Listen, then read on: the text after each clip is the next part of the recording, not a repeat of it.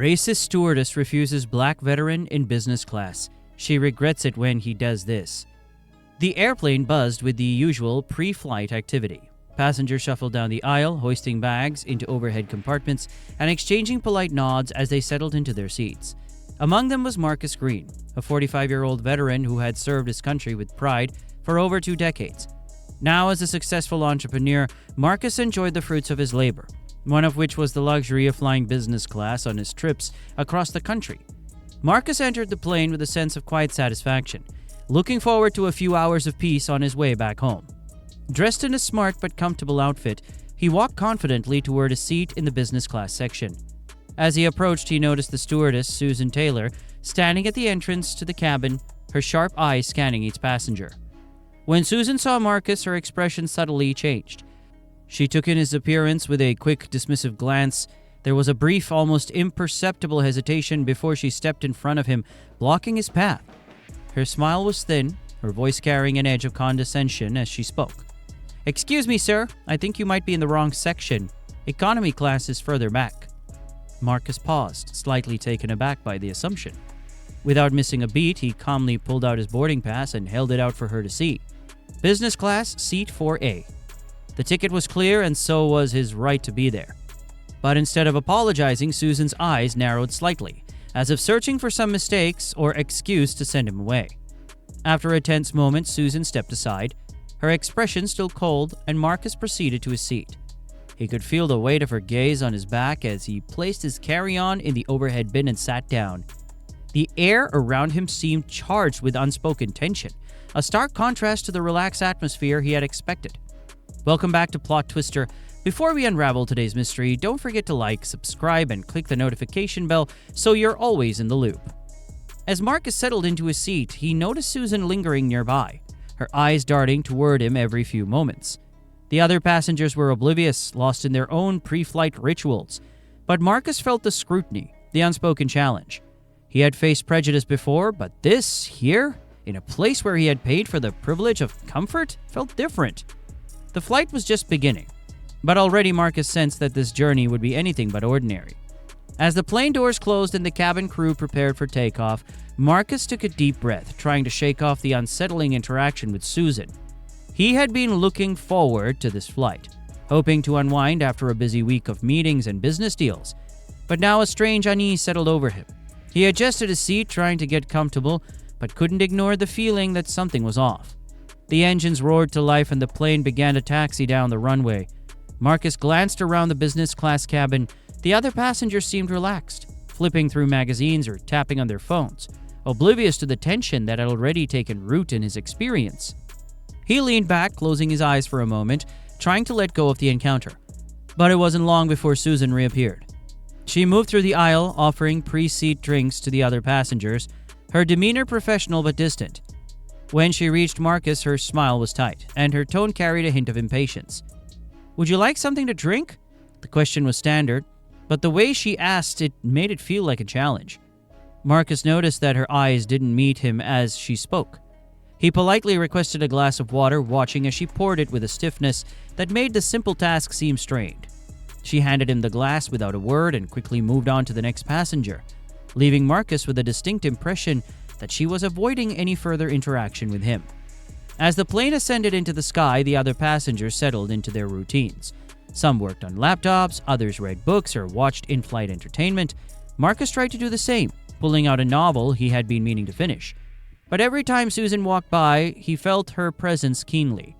She seemed to hover just a little too long near his seat, her eyes flicking toward him with a look that was hard to read, somewhere between suspicion and irritation.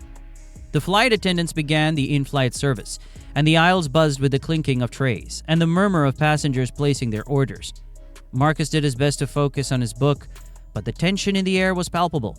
He couldn't help but feel that this was more than just a routine flight. Something was building, a sense of unease that gnawed at him, making it clear that his journey was far from routine. As the flight progressed, Marcus did his best to ignore the lingering tension. He sipped his water, read a few pages of his book, and tried to settle in for the long haul. But it wasn't long before Susan returned, this time with an expression that was harder and more determined than before. She stopped by his seat, her eyes narrowing slightly as she looked at him. "Excuse me, sir," she said, her voice dripping with a thin veneer of politeness. "I need to confirm your ticket once more." Her words hung in the air, sharp and pointed. Marcus looked up, surprised and confused. He had already shown her his ticket when he boarded. There was no reason for her to ask again, especially not in the middle of a flight. But there she stood, hand outstretched, waiting.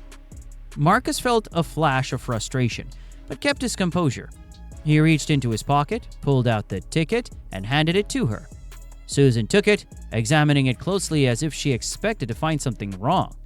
After what felt like an eternity, she handed it back, her face betraying no hint of apology. "Thank you," she said curtly, before turning on her heel and walking away.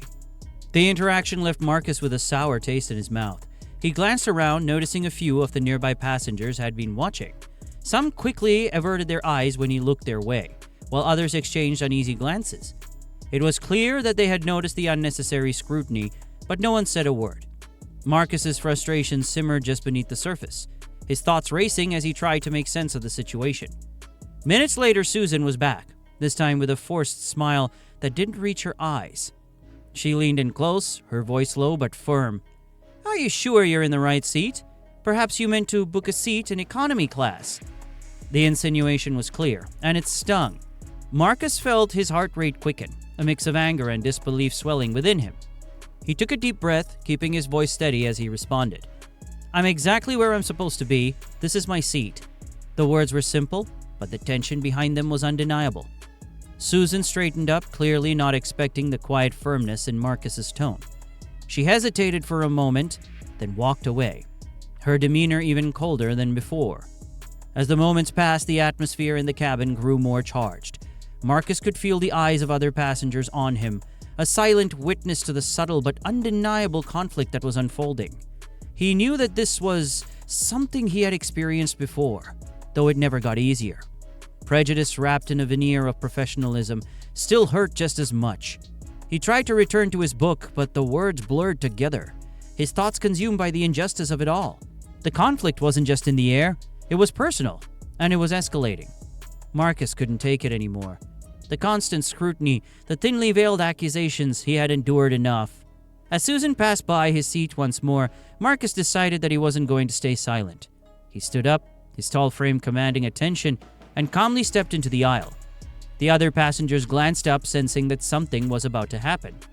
He called out to Susan, his voice steady but loud enough for those nearby to hear. Susan, who had pretended to busy herself with another task, turned around, her expression faltering for a split second before she regained her composure. "I need to ask you something," Marcus began, his tone respectful but firm. "Why is it that you've asked to see my ticket multiple times, yet you haven't done the same for anyone else in this cabin?" The question hung in the air, cutting through the hum of the airplane. The other passengers, now fully aware of the tension, looked on with a mix of curiosity and discomfort. Susan's face flushed slightly, her eyes darting around as if searching for a way out of the situation. "I'm just following protocol," she replied, her voice wavering ever so slightly. "We have to make sure everyone is in their assigned seats." Marcus didn't back down. He could feel the weight of every eye on him, but he stood his ground. "I understand that," he said, his voice unwavering, "but it seems like your protocol only applies to me. No one else here has been questioned the way I have." Susan opened her mouth to respond, but the words seemed to catch in her throat. The other passengers were no longer just bystanders. They were witnesses to the unfairness playing out in front of them. A few exchanged glances, and a middle-aged man a few rows back cleared his throat, as if considering speaking up. Marcus continued, his voice carrying the authority of someone who had faced far worse than this. "I've served this country for over 20 years. I've earned the right to be here, just like anyone else. This isn't about a seat, this is about respect." The cabin was silent now, the tension thick. Susan shifted uncomfortably, her initial confidence crumbling. She mumbled something about needing to check with her supervisor and quickly walked away, leaving Marcus standing in the aisle. As Marcus sat back down, the man who had cleared his throat earlier finally spoke up. "He's right, you know. This isn't okay." Another passenger nodded in agreement, and soon a few others joined in, voicing their support for Marcus. The shift in the atmosphere was palpable. What had started as a quiet internal battle for Marcus had now become something larger. The other passengers were no longer just observers. They were taking a stand with him. Marcus felt a surge of gratitude, but also a deep sense of validation. He hadn't intended to make a scene, but in that moment he knew he had done the right thing. The flight continued, but the mood in the cabin had changed. Marcus could see it in the way the other passengers now looked at him, not with suspicion, but with respect. The tension wasn't gone, but it had shifted, and Marcus knew that, in some small way, he had made a difference. As the plane continued its journey, the atmosphere in the cabin settled into an uneasy calm. Marcus returned to his seat, but the tension lingered. The other passengers, now more aware of what had transpired, seemed to keep a respectful distance, their earlier indifference replaced by a silent support. The stewardess, Susan, had retreated to the back of the plane, visibly shaken. She avoided Marcus's row, focusing her attention on tasks that kept her out of sight. A few minutes passed, and then the middle-aged man who had spoken up earlier leaned over to Marcus. He introduced himself as John, a frequent flyer who had seen his fair share of flights, but nothing like this. With a quiet, steady voice, John expressed his disgust at what had happened, commending Marcus for standing up for himself. He spoke about how witnessing Marcus's courage had made him rethink his own silence in situations where he should have spoken up. John wasn't the only one. A young woman sitting across the aisle, Emily, chimed in. She recounted a time when she had experienced something similar, not on a plane, but in her everyday life. Her voice trembled slightly as she spoke, but there was a determination in her eyes. She thanked Marcus for setting an example, for not letting the moment pass by without addressing it. Marcus listened, humbled by their words. He hadn't intended to become the center of attention, but hearing these passengers, strangers just an hour before, share their experiences made him realize how important it was to speak out. The conversation in the cabin shifted, with more passengers joining in, expressing their agreement and support in quiet murmurs. Meanwhile, Susan was at the back of the plane, her thoughts racing. She had never been challenged like that before, and now, alone with her thoughts, she began to replay the events in her mind. For the first time, she considered that maybe, just maybe, she had been wrong. The realization was uncomfortable, but it was there, growing stronger with each passing minute.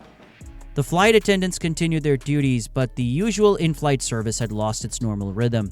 Susan was noticeably absent from the aisles, leaving her colleagues to handle the rest of the service. When she finally did reappear, she was quieter, more subdued. Her interactions with passengers were brief, her usual confident demeanor replaced by one of self-reflection. As the flight neared its destination, Marcus felt a mix of emotions. There was satisfaction, yes, in knowing he had stood his ground, and also a deep sense of weariness. This wasn't the first time he had faced discrimination, and he knew it wouldn't be the last. But today something had shifted, not just in him, but in the people around him. The support from the other passengers, their willingness to stand with him, had made the difference. The plane began its descent, and the conversation in the cabin quieted as people prepared for landing. Marcus looked out the window, the city lights below growing closer. He knew that this flight would stay with him, not just for the confrontation, but for the unexpected solidarity that had followed. The aftermath of the conflict had revealed something powerful, that speaking up even in the face of prejudice could inspire others to do the same. As the plane touched down and taxied to the gate, there was a palpable sense of relief among the passengers. The long flight was finally over, but the events that had unfolded left a lingering tension in the air. Marcus gathered his things, preparing to disembark, when he noticed the cabin door open and the captain, Captain Stevens, stepping out. Captain Stevens walked down the aisle with a purpose, his eyes scanning the cabin until they landed on Marcus. He stopped by Marcus's seat and extended a hand, his expression one of sincere respect. "I heard about what happened," the captain said, his voice low enough to keep the conversation private, but loud enough to be heard. "On behalf of the airline, I want to personally apologize. What you experienced was unacceptable, and it will be addressed." Marcus shook the captain's hand, appreciating the gesture, but still feeling the weight of the experience. "Thank you, Captain," he replied, his voice steady. "I just want to make sure this doesn't happen to anyone else." Captain Stevens nodded, his face serious. "It won't, I assure you. We take these matters very seriously, and steps will be taken to ensure that our staff receives the necessary training." With that, he gave Marcus a firm nod and continued toward the cockpit, leaving Marcus with a sense of closure, though not complete. As Marcus walked down the jet bridge, he couldn't help but reflect on the whirlwind of the past few hours. He was glad he had spoken up. but the exhaustion of having to do so still weighed heavily on him. He just wanted to get home and put this experience behind him. A few days later, Marcus received a letter in the mail. The envelope was official, bearing the logo of the airline. He opened it, expecting a standard apology, but what he found was something more personal. The letter was from the airline's CEO expressing deep regret for the incident and assuring Marcus that the stewardess had been placed on temporary leave to undergo diversity training. The letter went on to thank Marcus for handling the situation with dignity and for bringing it to their attention. As a gesture of goodwill, the airline offered Marcus a complimentary upgrade on any future flight, hoping to restore his trust in their service. But what caught Marcus off guard was another letter tucked inside the envelope. It was from Susan. The letter was handwritten, the script slightly shaky but legible. Susan admitted that the experience had forced her to confront her own biases, something she had never fully realized she harbored. She expressed deep regret for her actions, acknowledging the hurt she had caused, and promised to do better. She thanked Marcus for standing up, not just for himself, but for everyone who had ever been in his position. The letter ended with a sincere apology, one that felt genuine and heartfelt. Reading Susan's letter, Marcus felt a sense of closure that hadn't been there before. It wasn't just about the apology, it was about the possibility of change, the idea that maybe, just maybe, his actions had made a difference. He wrote back to Susan thanking her for her honesty and encouraging her to continue growing, to be the change that the world needed.